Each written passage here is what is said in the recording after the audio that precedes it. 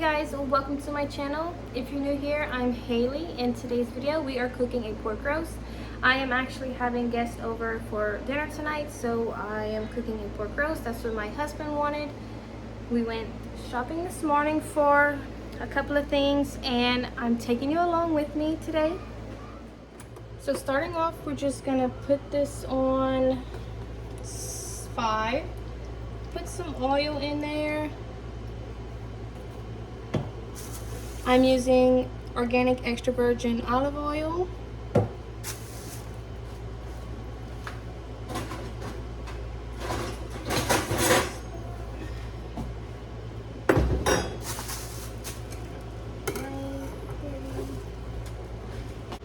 Then I'm just gonna pour almost 1/4 of a cup of sugar. I'm just gonna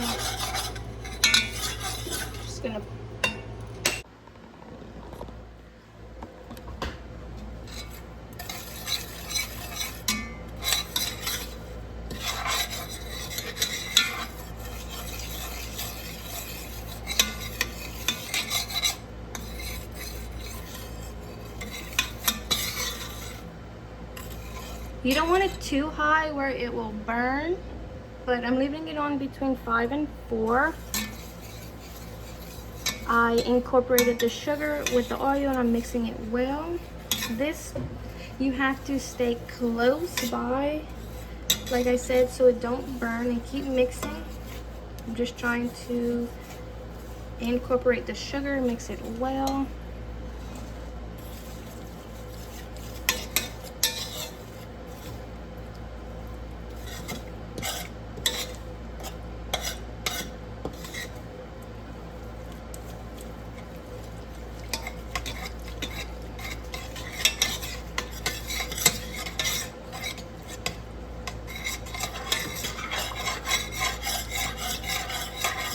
You can see it is starting to brown. You don't want it to burn, but you want it like a nice dark color.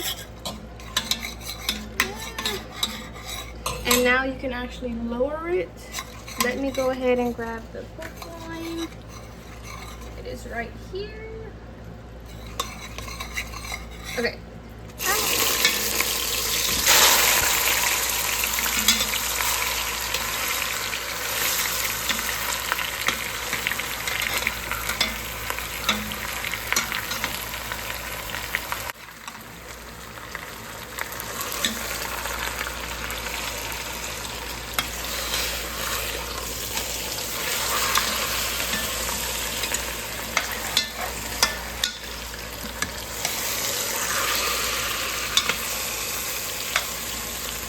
So you don't want this to cook in here, you just want to like brown all the sides. I did the front, the back, I did that side.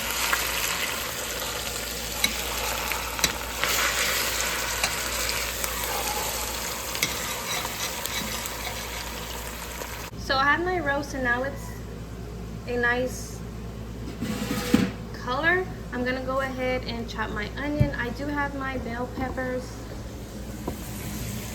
cooking right here and sauteing while I chop up my onions. I do have a pack of frozen peppers with onions, but I'm gonna need a little bit more. So all this is just gonna cook down.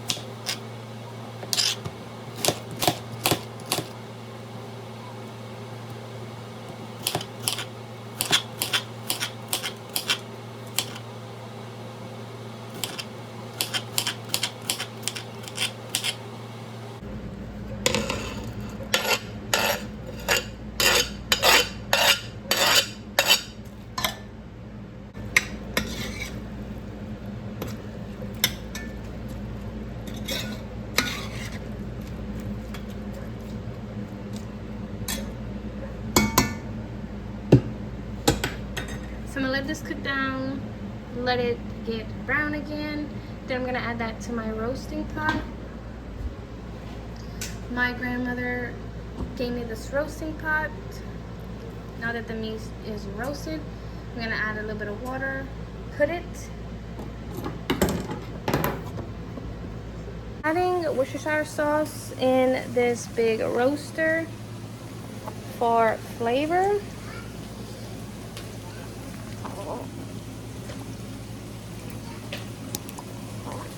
Not a lot. And my onions and bell peppers are cooking down. Needs to be cooked a little bit longer. So I do have some yellow potatoes I have that's spudding. I'm gonna go ahead and cut some up so I can add that inside the roaster just to give it more flavor, or if you want to add potatoes on the side of your roast, we'll have that as well.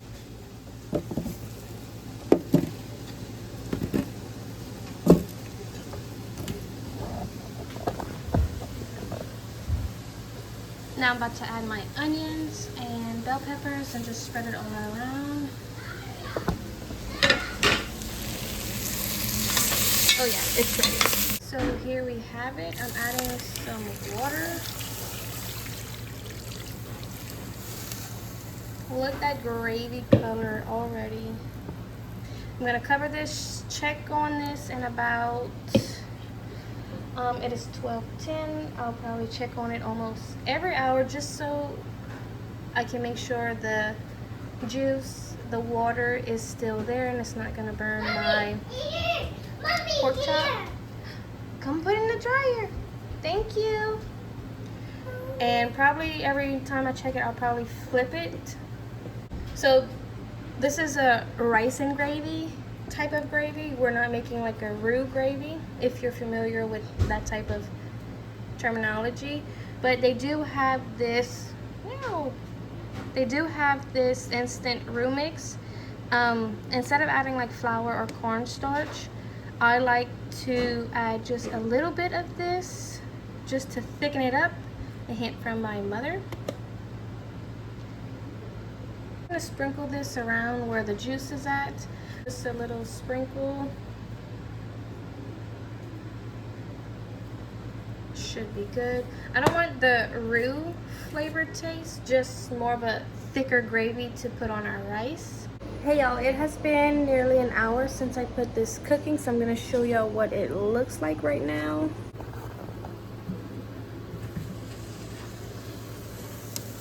Woo! Looks good. Before I got on the phone, I did flip it because I didn't want to do that while I was recording. So I'm just gonna cover this back. In about 2 hours, so 2, 3, so it'll be about 3 o'clock when I check on it. I decided last minute I'm going to make some homemade dinner rolls to have on the side. On the side I was cooking black eyed peas on the side and some green beans, and I thought some homemade bread rolls would pair well with it. To make our dinner rolls, I'm using half a cup of warm water.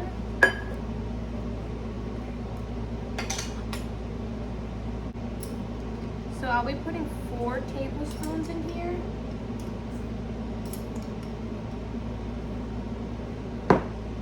And adding some sugar. I'll just give it a little stir and let it sit for 5 minutes. I do have my 5-gallon buckets. I have sugar and flour in them. I'll just give this a little mix.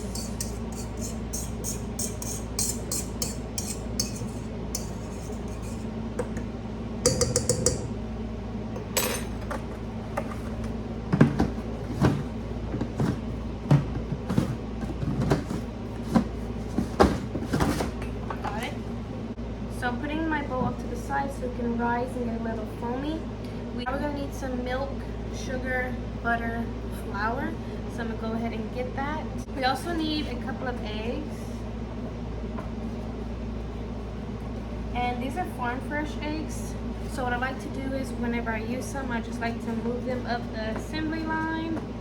This is pretty foamy right now and it's exploding. I'll show you what it looks like.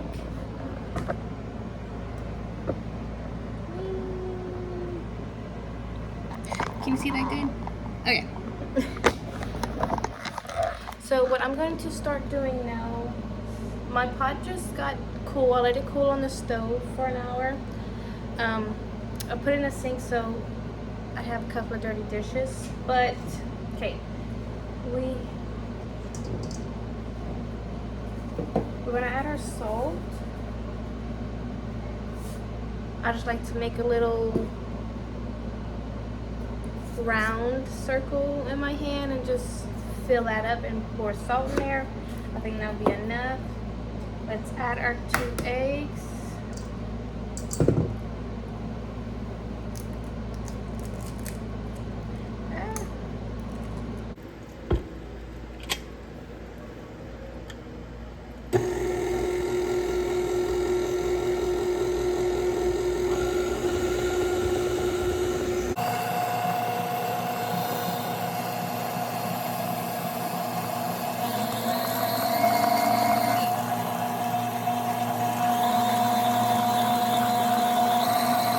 Last time I made this, it did not come out right. I think I added too much flour. It does pull away from the bowl nicely, so I'm not adding any more. And it's sticky, but like not that sticky. It won't like, it'll come off my hands easily. It won't stick, so I'm leaving it like this. I'm just gonna add a little bit of oil around right here to grease it. Okay, I was just joking. I'm not gonna leave it in here because I need this bowl and I'm gonna wash it and do all the things. But I need it because I want to make homemade chocolate chip cookies. So I put it in this big old soup bowl and I have it in here. I oiled it, putting it in my oven down here so it can proof for about 30 minutes until I need to actually cook my cookies. I have dishes in the sink. I'm gonna go ahead and wash that and this, and we're gonna get started on our cookies. I lied. We are going to make some brownies. I have a half a cup of cocoa powder and 2 sticks of butter, which is 1 cup. I have that melting and heating up back there. Now we're gonna go ahead and start mixing the rest of our ingredients. Buckets again. We need 2 cups of sugar.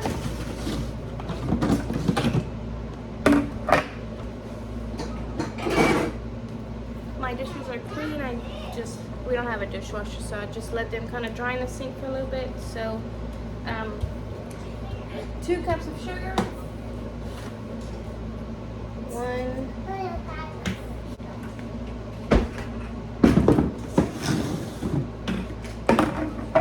now we need 1.5 cups of flour.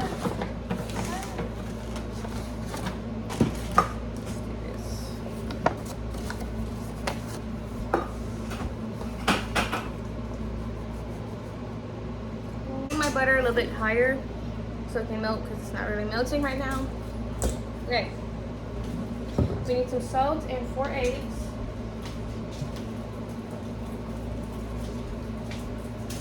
Once again, just pour it in my bowl and then dip it out. I really don't ever measure salt. Bringing out the eggs again. I'm gonna have to go see if the eggs hatched any. Not hatched, laid. 1, 2,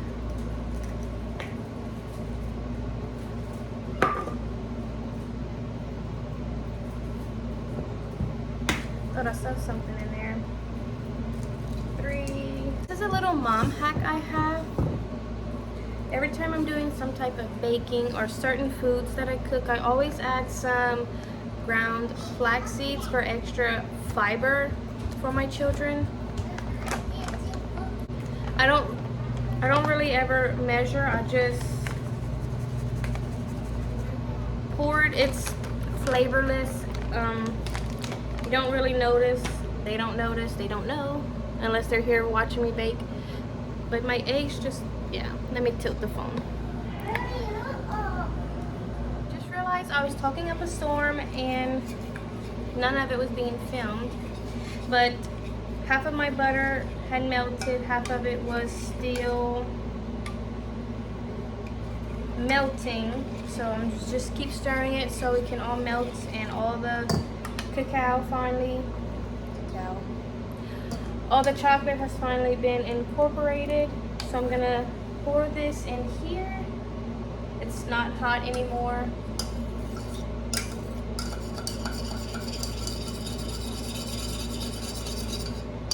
Now I'm just gonna turn off the bread proofing and put on the bake. Take my bread out. Oh yeah, it like really rose and doubled. Put that up to the side so we can finish our brownies.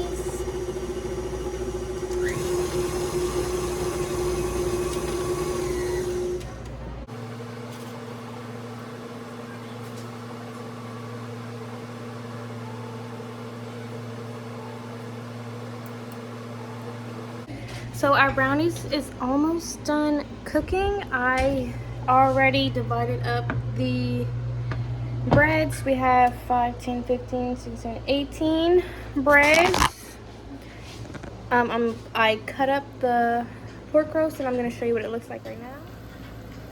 Here's what it looked like. I didn't realize it was that much meat, but it'll last us a couple of days, which is fine. So this is the final look of the rice and gravy with the pot roast and my beans and my homemade bread. I always forget to take pictures, so this will have to do. And next I'm going to show you the brownies I made. Once again, I forgot to take a picture and everybody indulged in it. I did add a little bit of peanut butter on the top. It was so good. If you enjoyed this video, go ahead and give it a thumbs up. Comment down below if you're going to make a pot roast. And don't forget to subscribe to my channel for more homemade southern content.